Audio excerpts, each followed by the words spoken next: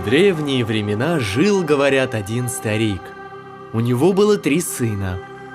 Перед смертью старик позвал к себе старшего сына и сказал: «Ты, сынок, старайся жить так, чтобы в каждой деревне у тебя был дом». Потом позвал среднего сына и говорит: «Ты, сынок, старайся жить так, чтобы твоя еда всегда была вкусной». Потом старик позвал младшего сына и сказал: «Ты, сынок, старайся чаще жениться». Прошло время. Умер старик. Пришла пора исполнять завещание. Спрашивают братья друг у друга: как же нам исполнить отцовский наказ? Каждый думает о своем. Старший, как ему суметь построить себе по дому в каждой деревне. Средний, как разбогатеть, чтобы каждый день кушать вкусно и сытно. А младший мечтает жениться каждый год. Вот однажды попросил у них ночлега чужой старик.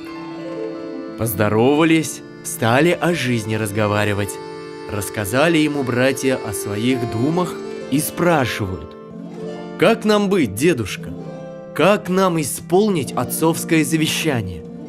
Разве мы в силах делать то, что он велел каждому из нас?» Выслушал их старик и говорит: «Ваш отец был мудрым человеком, но вы неправильно поняли отцовские слова. Вот тебе, старший, отец велел постараться, чтобы у тебя был дом в каждой деревне. Это значит постараться в каждой деревне завести себе хороших друзей, с ними и жить на свете легче. Тебе, средний, отец велел стараться, чтобы твоя еда всегда была вкусной.